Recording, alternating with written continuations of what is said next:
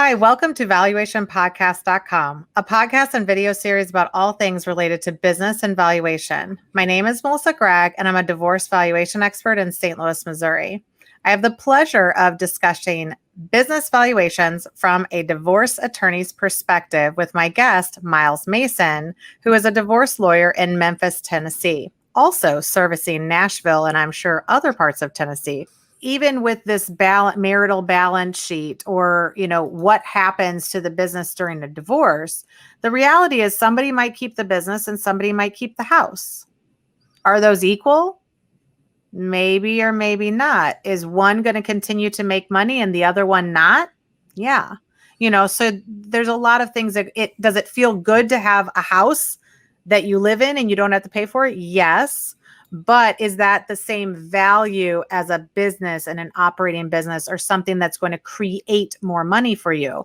I think that if you're getting divorced, you have to surround yourself with a team of people that understand it deeper than just numbers on a balance sheet, basically. I agree. And we're done. No, just kidding. One of the things that I thought we would share one more topic, and then I think we'll get into like what you do and your book. I definitely want to talk about your book, but a lot of people I think are in this situation, and I've seen a lot of ways to protect this, but how do you protect a family business from divorce? Because I think we have a lot of clients that are in this situation. All right. So first step is get an estate planner involved. Obviously post-nuptial agreements, prenuptial agreements, but estate planners might have some creative ways to cut corners. Well, I wouldn't say cut corner. I would say cut crust off of bread. Okay. Do we place the family business in a trust? And then if so, who's the trustee? Is it the business owner?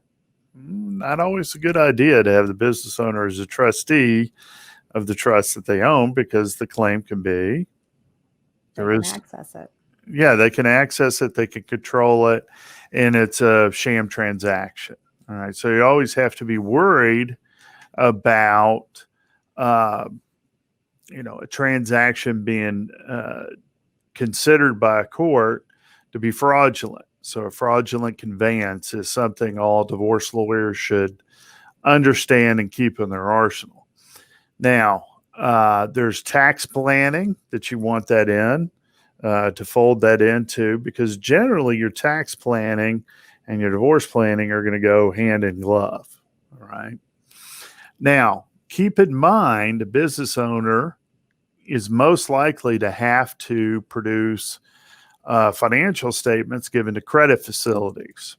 All right.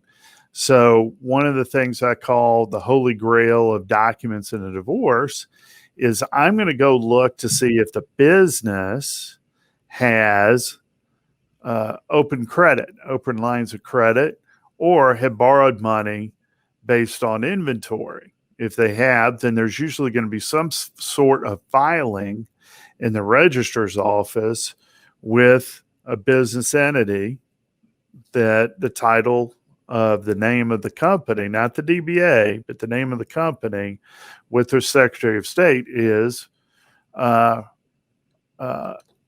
reachable through public record. So if I get what's called a UCC1, and if you're a divorce lawyer, you need to know what a UCC1 is.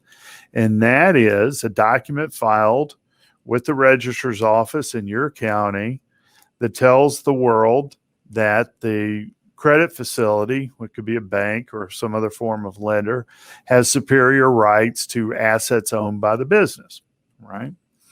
And those are great to have. So if you get the holy grail, these financial statements, but if you want to protect your family business from divorce, you want to have very realistic values on those financial statements that can be discoverable at a bank by your spouse's crafty divorce lawyer and their subpoena power. Okay. So, in terms of protecting the the other thing is buy-sell agreements, okay? And people screw this up all the time. Almost every state says if you want a buy-sell agreement between two people to protect, and one of the main reasons is obviously protect a business in the event of a divorce. If there's an automatic trigger, the only way it's enforceable as against the spouse is that if the spouse signs it. But if you're doing it at the same time as your estate planning, some tax planning, and life insurance, okay? I love life insurance, especially premiums purchased by the business. You can say, dear, we're doing our estate planning. The business is paying for a $1 to $10 million life insurance policy. So if I die tomorrow, Tom can take over the business and write you a nice check. But Tom says the business is worth X. I say the business is worth X. And we need you to sign here. Do you want to take it to a lawyer or something like that? No, I trust you. But that never happens. Right. And spouses rarely sign the buy-sell agreement.